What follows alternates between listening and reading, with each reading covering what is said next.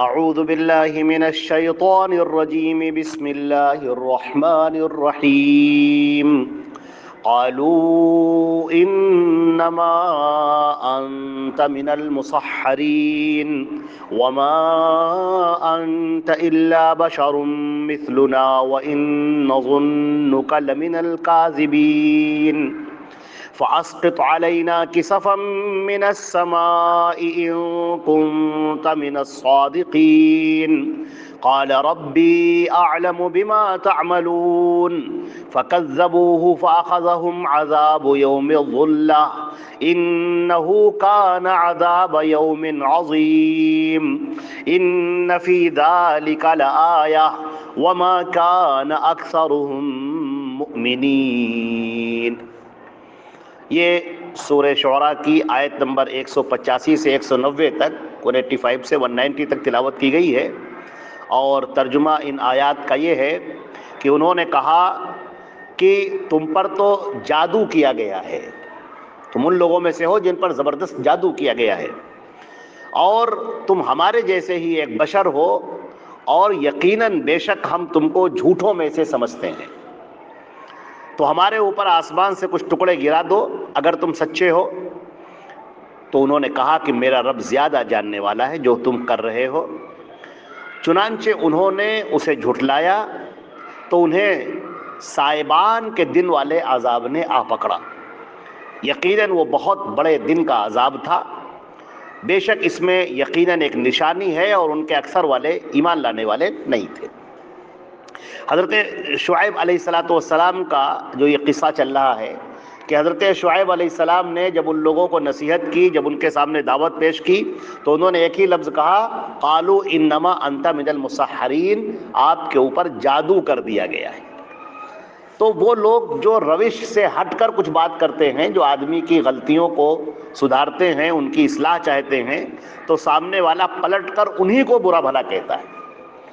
انہی کو الٹا سیدھا کہنے لگے کہ غلطی تمہاری ہے، تمہارے اوپر جادو کر دیا گیا ہے، تم اپنے معبودوں سے پھر گئے ہو، ہم اور ہمارے باپ دادا جن کی عبادت کرتے چلے آ رہے ہیں، ہم ان کو چھوڑ دیں اور ایک اللہ کی عبادت کریں، یہ کیا تم بات کہہ رہے ہو؟ پھر ہمارے معبودوں کا کیا ہوگا؟ تو تم جو ہمارے معبودوں کی شان میں گستاخی کر رہے ہو اور یہ بتا رہے ہو کہ یہ معبود نہیں ہیں، اس کا مطلب یہ ہے کہ کسی نے تمہارے اوپر جادو کر دیا ہے، تمہارے اوپر کوئی اثر ہو گیا ہے، اور تم تو ہماری ہی طرح کے ایک انسان ہو،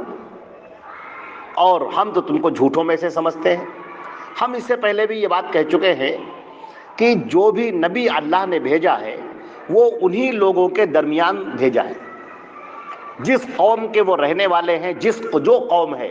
وہ قوم جس زبان میں بات کرتی ہے، وہ جس طرح سے رہتے ہیں، انہی کے درمیان بھیجا گیا، ان کا جو ڈیل ڈول ہے، ان کی جو حیات ہے، انہی کے درمیان۔ کیوں؟ اگر نبی الگ کے ہوں گے، نور کے بنے ہیں، اگر لوگ یہ کہیں کہ وہ ایک الگ مخلوق ہے بالکل، جیسے فرشتے نور کے بنے ہیں، تو اگر نبی نور کے بنے ہوں گے تو پھر وہ انسانوں کے درمیان کیسے آئیں گے؟ وہ جب عبادت کریں گے تو لوگ کہیں گے کہ بھائی آپ تو الگ ہیں، آپ کی تو بات ہی الگ ہے، آپ تو ہم جیسے ہیں ہی نہیں، لہٰذا آپ عبادت کی باتیں کریں تو وہ تو آپ کر سکتے ہیں، ہم لوگ کہاں کر سکتے ہیں؟ ہمارے ساتھ بیوی بچے گھر بار سب کچھ ہے، ہماری انسانی ضرورت ہے، بشری ضروریات ہیں، تو ہم کیسے آپ کے اسلام کو فالو کر سکتے ہیں؟ وہ کہہ سکتے ہیں، لیکن جب انہی میں سے ہوگا، انہی کی زبان بولنے والا ہوگا، انہی کے خون کا ہوگا، کسی کا باپ ہے، کسی کا بھائی ہے، کسی کا بیٹا ہے، کسی کا بھانجا ہے، کسی کا بھتیجا ہے، انہی کے درمیان، تو لوگ ان کی باتوں پر کان دھریں گے۔ لیکن شیطان نے ذہن میں ایک ایسی بات ڈالی ہے کہ جس کو معظم اور محترم لوگ سمجھتے ہیں تو اس کو پھر انسان سے اٹھا دیتے ہیں، انسان نہیں رہنے دیتے، اور خاص طور سے ہمارے ہندوستان کی فضا میں یہاں جب کسی سے خوش ہوتے ہیں، اس کو محترم اور مقدس سمجھتے ہیں، تو پھر اسے انسان نہیں رہنے دیتے، اسے بھگوان بنا دیتے ہیں، اور جس سے ناراض ہو جاتے ہیں اسے راکشس اور چنڈال بنا دیتے ہیں، شیطان بنا دیتے ہیں۔ جس سے ناراض ہو گئے تو پھر وہ انسان نہیں رہنے دیتے، اس کو شیطان بنا دیا، اس کو راکشس بنا دیا، اور جس سے خوش ہو گئے اس کو دیوتا بنا دیا، تو انسان پر نہیں رہنے دیتے۔ اور قرآن پاک بار بار یہ کہتا ہے کہ نہیں، وہ انسان ہے، ہم نے انسانوں کے درمیان میں بھیجا ہے، ان کا کام صرف ہماری بات پہنچانا ہے، عبادت تم کو ان کی نہیں کرنی ہے، عبادت تو ہماری کرنی ہے، وہ تو ہمارا پیغام لے کر تم تک گئے ہیں۔ ہمارا پیغام لے کر تم تک پہنچے ہیں، تو وہ جو باتیں بتا رہے ہیں ان باتوں پر عمل کرو، عبادت تو ہماری کرنی ہے۔ اور وہ کہنے لگے کہ ہم تم کو جھوٹا سمجھتے ہیں، اس لیے کہ صدیوں سے،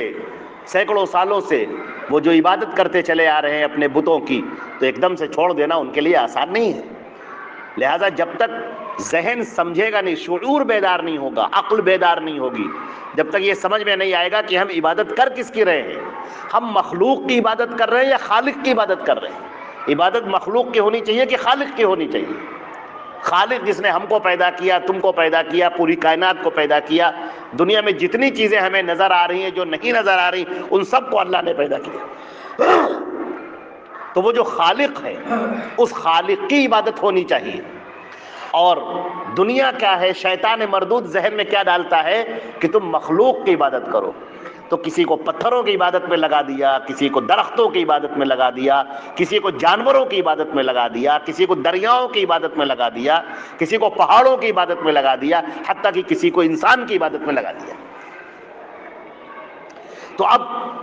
جب لوگ پریشان ہو جاتے ہیں، نبی کی جو دلائل ہیں، نبی کی جو باتیں ہیں جو دل کو اثر کرنے والی ہیں، تو اب کیا کہتے ہیں، فَاسْقِطْ عَلَيْنَا كِسَفًا مِّنَ السَّمَاءِ، تو آسمان سے ہمارے اوپر کوئی ٹکڑا نازل کرو اگر تم سچے ہو تو،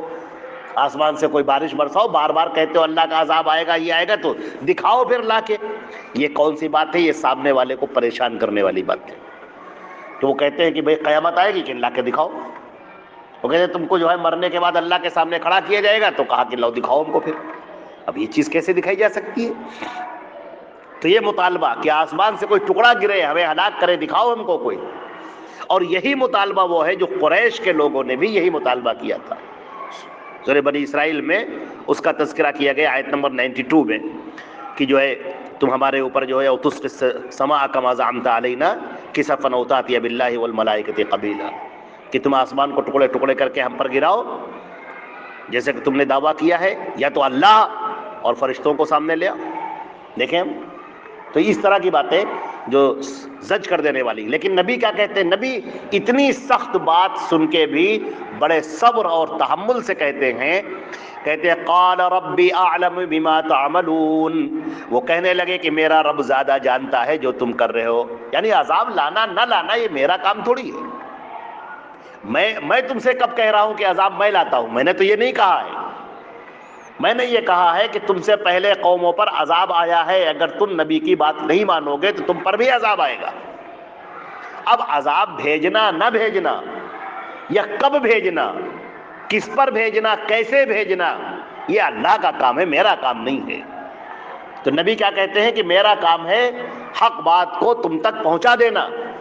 باقی تمہارے جو بھی اعمال ہیں ان کا فیصلہ اللہ کرے گا،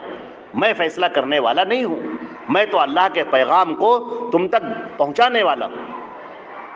فَكَذَّبُوهُ، تو لوگوں نے ان کو جھٹلایا، فَأَخَذَهُمْ عَذَابُ يَوْمِ الظُّلَّةِ، تو ان پر سائبان کا عذاب۔ سائبان جیسے آپ نے دیکھا ہے، ذلہ کہتے ہیں جیسے آدمی چھتری لگاتا ہے، امبریلا لیتا ہے، چھاتا لگاتا ہے تو اس کے نیچے آ جاتا ہے، تو سائبان کہتے ہیں کسی کے نیچے اس میں آ جانا، جیسے چھتری ٹائپ کی کوئی چیز۔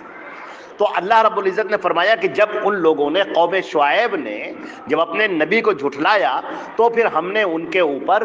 سائبان کا عذاب بھیجا، اور وہ عذاب بڑا سخت عذاب تھا۔ اب قرآن اور حدیث میں اس کی کوئی تفصیل نہیں ملتی، اسی لیے ہم یہ دیکھتے ہیں کہ یہ اصحاب الایکہ کا جب اللہ نے ذکر کیا ہے تو یہ عذاب یوم ذلہ کا ذکر کیا ہے، اور جب اصحاب مدین کا ذکر کیا ہے تو ان کے لیے صیحتن کے الفاظ استعمال کیے ہیں کہ چیخ کا عذاب آیا، آندھیوں کا عذاب آیا۔ اب یہ عذاب کیسا تھا،